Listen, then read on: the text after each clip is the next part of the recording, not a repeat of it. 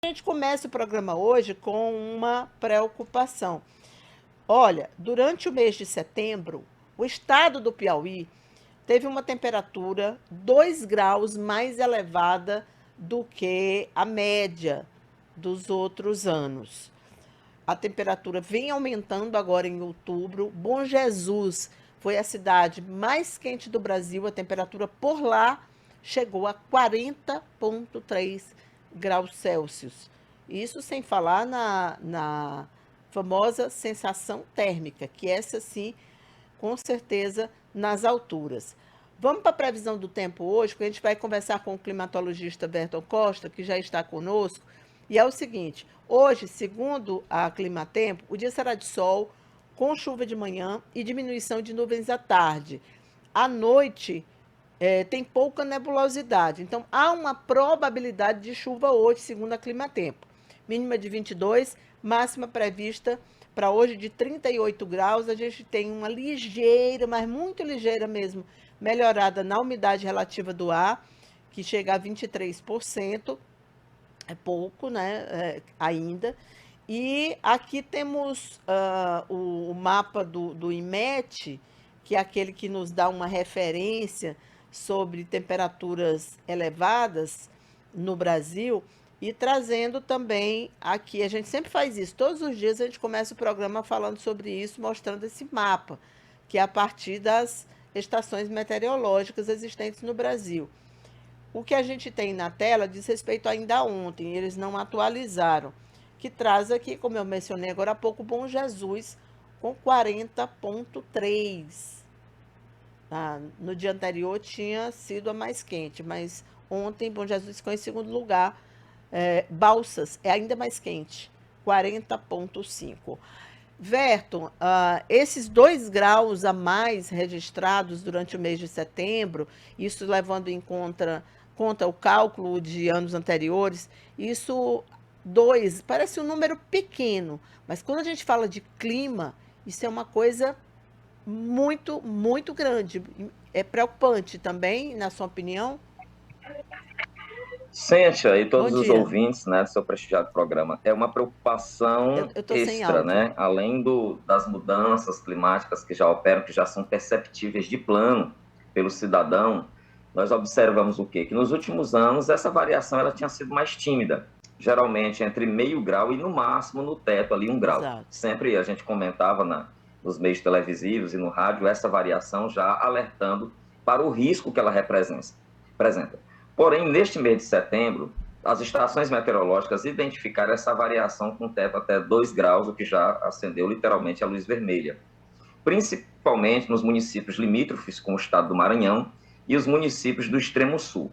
A gente costumeiramente presencia nessa época do ano que há uma grande bolha de calor sobre a faixa do centro-oeste, sobre a faixa da Mata Piba, isso é perfeitamente natural. As temperaturas tendem a ser mais elevadas nesses municípios porque eles estão mais distantes do oceano, mais distantes do mar, e aí eles sofrem a chamada continentalidade, que não havendo a presença da umidade, as temperaturas se tornam mais elevadas. Porém, a grande surpresa mesmo é que, fechados os dados de setembro, iniciado o mês de outubro, e o maior aferidor, o aferidor de maior qualidade dessa condição indesejável é, sem dúvida nenhuma, a população. População reclamando das condições térmicas de outubro, e as estações meteorológicas estão registrando picos, valores todos acima da média. Não há um refresco no estado do Piauí, não tem um município com estação meteorológica que aponte uma temperatura dentro da normalidade. E o que é pior, a parcial de monitoramento, até a presente data, até o dia de ontem, por exemplo, mostrava que algumas áreas do território do Piauí estavam chegando com variação de 3 a 4 graus acima da média, o que é um absurdo. Um absurdo. Nós temos aí um atestado mesmo de manifestação das mudanças climáticas no nosso estado, entendendo? Com esses picos de calor, principalmente aquela faixa ali que vai do centro-sul maranhense, pegando os municípios ali do Alto Parnaíba, Médio Parnaíba. Essa área está bastante impactada com essa variação que pode chegar até 4 graus acima da média climatológica. Olha, isso realmente é muito preocupante. Eu lembro quando saiu aquele estudo climático da ONU que falava em 1 grau aumentado ao longo dos últimos, sabe, era muitos anos, eu não me recordo agora. Isso foi assim, caiu como uma bomba, né, no meio, entre os cientistas. A gente está falando de 2 graus no Piauí. Eu pergunto para você também em relação à baixa umidade relativa do ar, porque eu sempre falo que é o combo, né?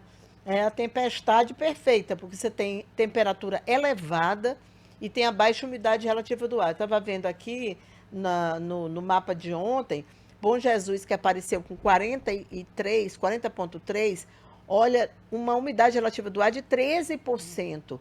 Isso é quase insalubre para você conseguir sobreviver. Tem uma cidade na Bahia que sempre aparece em primeiro, Buritirama, ela fica com 8, agora ontem foi 7% de umidade relativa do ar. Eu sei que a gente está falando preferencialmente aqui do estado do Piauí, mas esses cálculos aqui da umidade relativa do ar, esses indicadores, eles também são muito preocupantes, não é, professor? Perfeitamente. Olha, se você pegar, por exemplo, o interior do deserto do Saara, o interior do deserto do Atacama, do Arizona, qualquer deserto do planeta Terra, você vai encontrar variações entre 5%, 7%, 10% de umidade. Só que nós não estamos falando de deserto. Ou seja, o sudoeste piauiense, a faixa serradeira, o sudeste piauiense, a faixa sertaneja do nosso estado, não é um deserto. Então, nesta época do ano, as umidades relativas do ar caem sim.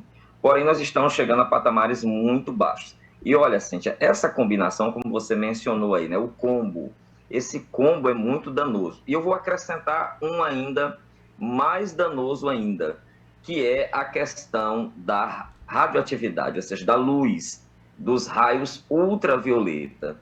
Então, nós temos que considerar, e esse é o inimigo invisível, a baixa umidade, temperatura, mais a radiação ultravioleta combinado nesse período e nessa faixa, principalmente concentrada ali do extremo sul até o centro, até o Médio Parnaíba, pegando a Grande Teresina, é a área que está sendo atingida pelos valores mais expressivos desses indicadores radiativos, dessa radiação que é cancerígena, que ela é extremamente prejudicial, não só para a nossa pele, para a nossa visão, para o nosso sistema imunológico, acrescentada a uma condição térmica que desidrata e, naturalmente, esta umidade relativa do ar é extremamente prejudicial para amplos segmentos, principalmente crianças e idosos. Entendi. É o combo realmente que faz muito mal para a saúde. Agora vem a pergunta que nós, enquanto sociedade, deveríamos estar fazendo. Aliás, nós deveríamos ter gritado isso durante a campanha para o governo do estado, e eu nunca vou entender. A gente está tendo uma interferência aqui, não sei o que é exatamente, mas eu nunca vou entender como é que essa pauta ambiental não é prioridade absoluta nas discussões. Eu não ouvi em nenhum momento, em nenhum debate, eu não ouvi nenhum questionamento sobre isso.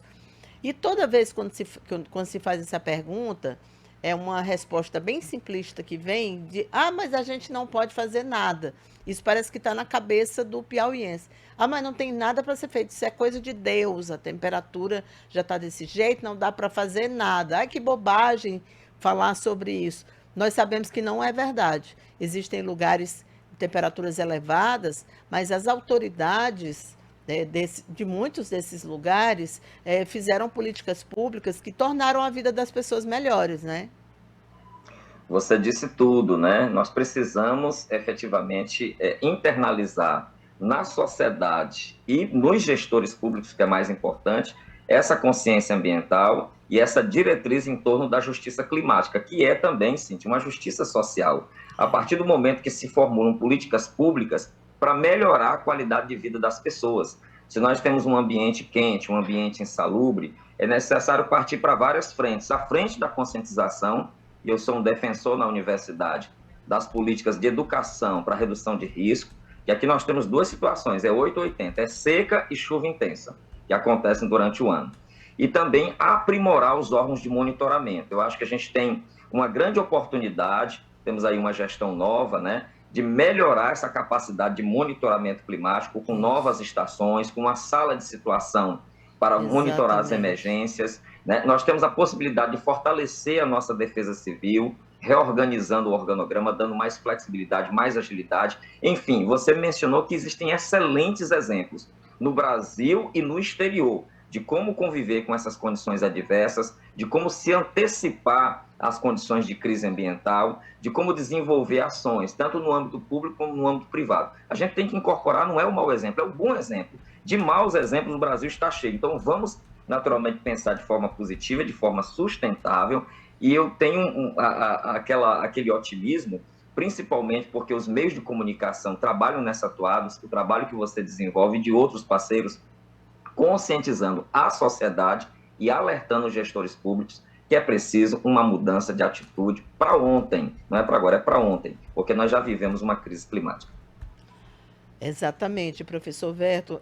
Como o senhor falou aí de exemplos, eu queria que o senhor mencionasse alguns exemplos, até para os nossos telespectadores, que são aqueles mais céticos, porque quando eu falei que não faz parte do debate, não faz parte do debate não é porque os candidatos não quiseram, mas eles não foram levados a isso. Por quê? Porque a sociedade não cobra. E a sociedade não cobra porque ela tem uma ideia totalmente errada de que nada pode ser feito, quando nós sabemos que sim pode ser feito. Eu vou dar um exemplo aqui bem que a gente tem. Nós estamos há dias tentando com a Águas de Teresina que a gente tenha uma entrevistada. Infelizmente, a gente não consegue mais, né? Infelizmente, a gente não consegue realmente ter esse acesso de conseguir entrevistados quando a pauta é o que a gente define, né? Para tentar explicar para a gente como é o sistema que leva a água até as nossas casas, porque há uma reclamação generalizada de que a água está muito quente. Então, por exemplo, salões de cabeleireiros estão tendo que pegar a água, colocar em baldes, deixar lá de uma noite para o dia, do dia para a noite, para poder usar essa água no cabelo das pessoas, para dar um exemplo. As pessoas não estão conseguindo escovar os dentes, estão trazendo a água também, aquela velha moringa. Isso é responsabilidade da Água de Teresina? Não. Mas a gente queria que a Água de Teresina explicasse por que que é assim. Olha, porque o cano vem assim, entendeu? Acho que tudo é questão de informação. Então, quando a gente tem essa possibilidade de informação, é tudo mais fácil. E eu aproveito que você tem sempre muita disponibilidade em nos atender, para lhe perguntar o seguinte: quais são os exemplos que existem? Né? O que, que você acha que poderia ser feito? Eu sei que você participou da equipe que elaborou o plano de governo do Rafael Fonteles, então candidato. O que, que você acha que pode ser feito no estado do Piauí? Né? E não é mais Teresina só, né? É Piauí. O que a gente tem visto aí, eu acho muito preocupante, Verto. Olha, são cidades que a gente não costumava mencionar como quentes demais. Exemplo, Oeiras, Piripiri, que está aparecendo diariamente nesse combo aí que faz mal à nossa saúde.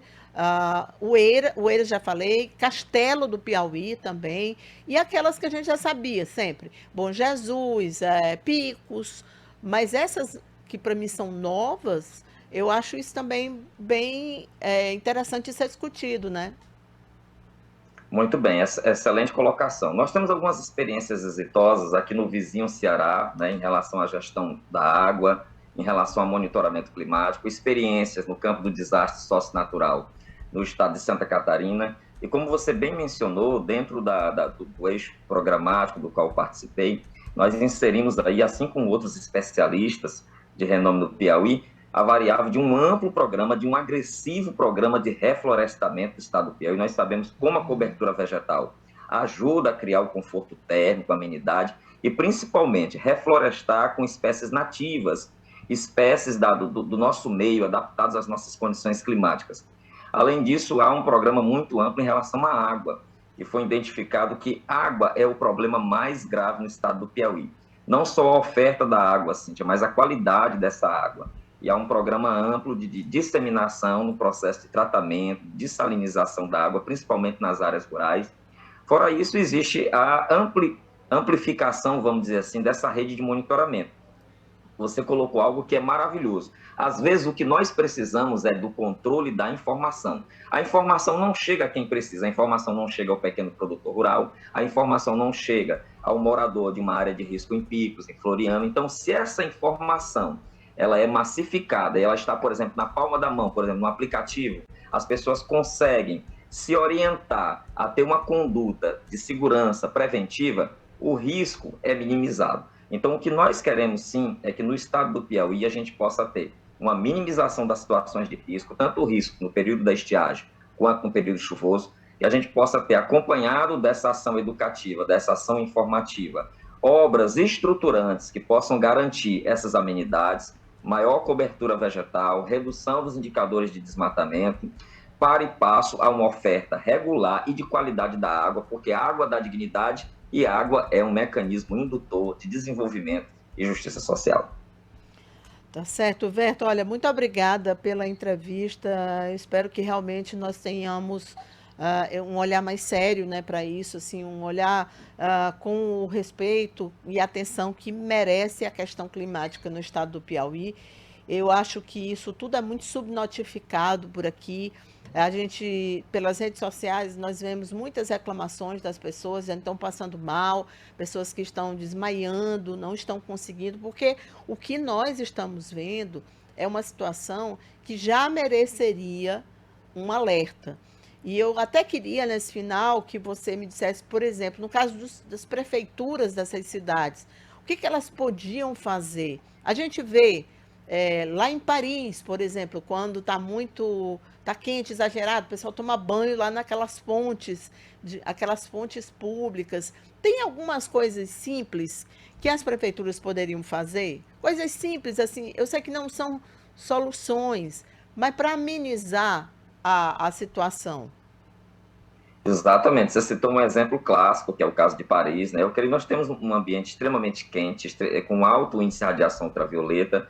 Existem atitudes que podem ser formuladas ali dentro mesmo da gestão da máquina pública, nos horários de entrada e saída, nas roupas que as pessoas utilizam. É necessário um trabalho de conscientização muito amplo. Eu vejo, por exemplo, com muita preocupação as crianças nas escolas, né? É necessário reforçar o investimento em ambientes mais climatizados, tá entendendo? Reforçar, por exemplo, uma mudança no sistema de horário de entrada das crianças da escola no período do BR-Obrol. Então, tem mudanças simples que podem melhorar a qualidade de vida e a eficiência da administração pública. É claro que existe um esforço hoje muito grande das prefeituras, muitas prefeituras, por exemplo, têm Secretaria de Meio Ambiente funcionando, tem defesas civis funcionando, existe um trabalho de conscientização, mas isso precisa ser amplificado. E aí sim existe a questão da gestão compartilhada. Prefeituras, governo estadual, governo federal trabalhando em uníssono para fortalecer essa cultura de prevenção. Beleza. Aquela coisa por exemplo, colocar mangueira pegar os bombeiros, mangueira que a gente vê em algumas cidades também no exterior. Isso também é uma coisa boa? Isso pode ser feito, Não, inclusive, nos telhados dos órgãos públicos. Existem mecanismos de aspersão semelhantes àquela experiência que nós tivemos lá na praça, na praça climatizada, ali próximo da antiga Câmara Municipal. aham. Isso é barato, mecanismo de aspersão, você pode colocar nos prédios públicos, nas escolas, muito em conta aquilo, e melhora bastante, porque você reduz a baixa, faz uma alteração no padrão de umidade, reduz a temperatura, cria um conforto térmico agradabilíssimo. É uma solução simples, Cíntia, que pode ser feita. É necessário ter determinação e vontade de fazer. Tá certo, então. E eu tenho outra coisa boa, né? O Piauí tem muitos rios, açudes, pontos de lazer que envolvem água. Acho que estimular também a ida da comunidade para esses locais também, principalmente nesse período, e começar a pensar também em mudanças no calendário escolar. Isso é algo urgente, é para ontem. Porque eu fico imaginando crianças em escolas sem refrigeração, essa época do ano, tem que ter muita boa vontade para poder continuar atenta à aula, né? Com certeza. Inclusive, é interessante valorizar os nossos ativos. Você mencionou muito bem. Nós temos açudes maravilhosos, cujas orlas podem ser beneficiadas, podem ser construídos equipamentos públicos de lazer, de entretenimento, que valorizem a paisagem natural. Então, é fundamental fazer esses investimentos, porque esses equipamentos, eles colaboram com a diminuição da temperatura, principalmente se os projetos forem feitos respeitando as particularidades locais e adotando, como eu já falei, espécies nossas. Beleza, obrigada, professor. Bom dia. Bom dia, querida. Muito bem, olha.